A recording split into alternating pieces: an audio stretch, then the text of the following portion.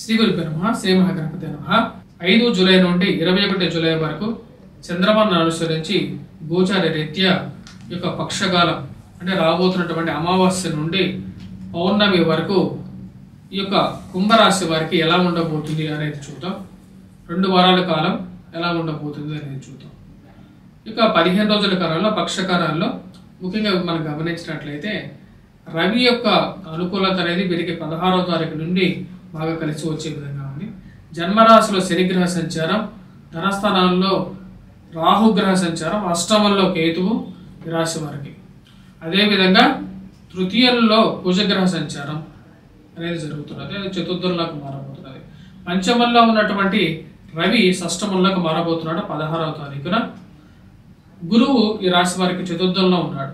అదేవిధంగా మిగతా గ్రహాలు బుధుడు, శుక్రుడు వచ్చేటప్పటికి ఈ రాశి వారికి పంచమంలో నుండి షష్టమంలోకి వస్తున్నాడు అనమాట. శుక్రగ్రహ సంచారం జరుగుతున్నది. శుక్రుడు, బుధుడు, లక్ష్మీనారాయణ యోగం షష్టమంలో జరుగుతున్నది రాశి వారికి. ఇటువంటి గ్రహస్థితి ఈ రాశి వారికి ఎటువంటి ఫలితాలు ఇస్తుంది అనేది చూద్దాం. ఈ రాశి వారికి జన్మరాశిలోకి శనిగ్రహ సంచారం జరుగుతున్నప్పుడు మానసిక బాధ అనేది ఉంటుంది. ఎందుకంటే ఏళ్ళనాటి శనిలో శని జన్మరాశిలో ఉన్నప్పుడు అది ఆ యొక్క బాధ అనేది ఉంటుంది. తృతీయాన్ని మరి అదేవిధంగా రాజ్యస్థానాన్ని ఎప్పుడైతే శని తన యొక్క త్రిపాద దృష్టితో చూసినప్పుడు దాని యొక్క ప్రభావం అనేది ఉద్యోగం మీద కూడా ఉంటుంది అన్నమాట. ఉద్యోగం మీద ఉంటుంది, అదేవిధంగా ధైర్యం మీద కూడా ఉంటుంది. ధైర్యం కోల్పోవటం అనేది కూడా జరుగుతుంటుంది. కొంచెం జాగ్రత్తగా ఉండండి. కొన్నిసార్లు మూర్ఖత్వంగా కూడా బిహేవ్ చేయడం జరుగుతుంటుంది. అది మీకే చెడు చేసే విధంగా ఉంటుంది. ఈ రాశి వారికి వచ్చేటప్పటికి గురువు యొక్క అనుకూలత అనేది ఈ రాశి వారికి అంత అనుకూలంగా లేదు. చతుర్థంలో ఉన్నటువంటి గురువు కొంచెం ప్రతిబంధకంగా ఉంటాడు. కాకపోతే శని తన స్వగృహాన్ని నాశనం చేసుకోడు కాబట్టి జన్మరాశిలో ఉన్నప్పుడు మరీ అంత ప్రభావాన్ని చూపించదు. కాకపోతే మానసిక చింత అనేది వెంటాడుతూ ఉంటుంది. ఏ ప్రాబ్లం లేకపోయినా సరే ఏదో ఒక మానసిక బాధ అనేది వెంటాడుతుంది. అది శని యొక్క ప్రభావం అన్నమాట. జన్మ రాశిలో శని సంచారం జరుగుతున్నప్పుడు మీరు ఖాళీగా 10 నిమిషాలు కూర్చున్నా సరే అది మీకు ఏదో ఒక రకమైనటువంటి మానసిక చింతని కలిగిస్తూ ఉంటుంది. దీనికి పరిహారంగానే చెప్పడం జరిగింది. గత వీడియోలో కూడా శని యొక్క మార్పు వక్ర దృష్టిలో కూడా నేను కరెక్ట్గా చెప్పాను అనమాట. శని వక్రత్వం జరిగినప్పుడు ఎటువంటి ఫలితాన్ని ఇస్తాడు అనేది నేను క్లియర్గా ఎక్స్ప్లెయిన్ చేయడం జరిగింది. ధనస్థానాల్లో ఉన్నటువంటి రాహు, అష్టమంలో ఉన్నటువంటి కేతువు జీవిత భాగస్వామి ఆరోగ్య సంబంధితమైన విషయాల్ని, అధికమైనటువంటి ఖర్చుని, గృహంలో ఏదో ఒక విధిని కలిగిస్తూ ఉంటాడు. ఈ రాశి వారికి వచ్చినప్పటికీ గురువు అంత అనుకూలమైనటువంటి ఫలితాలు ఇవ్వట్లేదు. కానీ ఈ రాశి వారికి తృతీయంలో ఉన్నటువంటి కుజుడు యోగ్యకారకుడు అన్నమాట. రాబోతున్నటువంటి పరిస్థితి 12వ తారీఖు వరకు తృతీయంలో ఉన్నటువంటి కుజుడు యోగ్యకారకుడు. కానీ చతుర్థంలోకి 12వ తారీఖున ఎప్పుడైతే గురువుతో కలుస్తున్నాడు కుజుడికి గురువుకి వచ్చేటప్పటికి మిత్రత్వమే ఉంది. కాకపోతే కుజుడు ప్రతికూలమైనటువంటి ఫలితాలు చతుర్థంలో ఎక్కువగా ఇస్తూ ఉంటాడు. శని అర్ధాష్టమ శని ఎటువంటి ప్రభావం ఇస్తాడో అటువంటి ఫలితాన్ని కుజుడు చతుర్థంలో ఉన్నప్పుడు ధనక్షయకారకుడుగా మారుతాడు. డబ్బును సమయానికి ఉంచకుండా ఏదో విధంగా ఖర్చు అయ్యే విధంగా చేస్తూ ఉంటాడు. కాబట్టి జాగ్రత్తలు తీసుకోండి. ఈ రాశి వారికి వచ్చేటప్పటికి మనం గమనించినట్లయితే పంచమంలో ఉన్నటువంటి రవి యోగకారకుడు కాదు. కాకపోతే 16వ తారీఖు నుంచి వీరికి టైం అనేది మళ్ళీ బాగుంటుంది. కాకపోతే 12 నుంచి 16వ తారీఖు మధ్యలో ఉన్నటువంటి 4 రోజులు చాలా చాలా ముఖ్యం. ఆ టైంలో అధికమైనటువంటి ఇన్వెస్ట్మెంట్స్ అనేది చేయదు. ఈ 4 రోజులు జాగ్రత్తగా ఉండండి. ఎందుకంటే ఏదైనా ఒక ప్లానెట్ అయినా సరే గోచారంలో బాగున్నప్పుడు ఆ యొక్క గోచార రీత్యా అది యోగ్యాన్ని ఇస్తుంది. ఇప్పుడు ఈ రాశి వారికి 12వ తారీఖు వరకు కుజుడు యోగ్యకారకుడు, 16వ తారీఖు నుంచి రవి మంచి స్థానంలోకి వెళ్తున్నాడు. కాబట్టి ఆ టైంలో కొంచెం జాగ్రత్తగా ఉండండి. శుక్రుడు, బుధుడు కలిసి వీరికి షష్టమంలో అనుకూలమైనటువంటి స్థానంలో ఉన్నాడు. డబ్బు సమయానికి ఏదో విధంగా వచ్చి చేరుతుంటుందనే నమ్మకాన్ని ఇవ్వగలుగుతాడు అనమాట. బుధుడు, శుక్రుడు షష్టమంలో సంచారం చేస్తున్నాడు. పంచమంలో ఉన్నటువంటి రవి షష్టమంలోకి ఎప్పుడైతే మారుతాడో ఇది అనుకూలమైనటువంటి ఫలితాన్ని ఈ రాశి వారికి రాగలుగుతుంది. అనుకూలమైనటువంటి ఫలితాలు పొందడం అనేది జరుగుతుంది. షష్టమంలోకి ఎప్పుడైతే రవి వస్తాడో సంఘంలో గౌరవము, గుర్తింపు ఉన్నటువంటి వారితో సయోధ్య అనేది ఏర్పడగలుగుతుంది.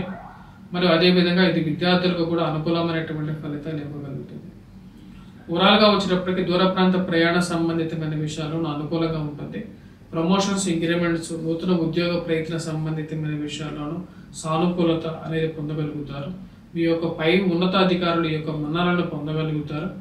ఇదంతా ఓవరాల్గా వచ్చినప్పటికీ రాబోతున్నటువంటి జూలై 16 నుంచి కూడా ఆగస్టు 16వ తారీఖు వరకు కూడా అనుకూలమైనటువంటి ఫలితాలు ఇస్తుంది. కాకపోతే ఇక్కడ ఒక చిన్న ఇష్యూ కూడా ఉందన్నమాట. ఏంటంటే శుక్రుడు రవి కలిసినప్పుడు షష్టమంలో ఉన్నప్పుడు స్త్రీలత కొంచెం జాగ్రత్తగా ఉండండి. అనవసరమైనటువంటి వైరాలకు అంటే గొడవలకి పోవద్దు, దూరంగా ఉండండి, కొన్ని జాగ్రత్తలు తీసుకోండి. పాయింట్లెస్ బేస్లెస్ ఇష్యూస్ గురించి ఎక్కువగా డిబేట్ చేయొద్దు, దానివల్ల మీకే తలకాయ నొప్పిగా అవుతుంది. వితండవాదం ఒక్కోసారి వినాశనానికి కూడా దారి తీస్తుంటుంది. కాబట్టి ఆ విషయాన్ని అక్కడికక్కడ వదిలేసేసి నెక్స్ట్ ఇష్యూకి వెళ్ళిపోతూ ఉండండి. మీకు జాతక రీత్యా వచ్చినప్పటికీ జన్మరాశులు సంచారం చేస్తున్నటువంటి శనికి సప్తమ దృష్టి, అష్టమ దృష్టి, తృతీయ దృష్టి, రాజస్థానంలో దృష్టి ఉంటుంది. కాబట్టి వైవాహిక జీవితంలో మనస్పర్ధలు అనేది ఉంటుంది, మానసిక చింతన అనేది ఉంటుంది, అదేవిధంగా అధికమైనటువంటి కష్టం అనేది కూడా ఉంటుంది. కష్టం నుంచి బయటికి రావాలి అంటే మీరు వెంకటేశ్వర స్వామి ఆరాధన చేయాలి. ప్రతి శనివారం నాన్ వెజిటేరియన్ డ్రింక్స్కి దూరంగా ఉండాలి. ఇవన్నీ చేయగలిగితే సానుకూలంగా ఉంటుంది.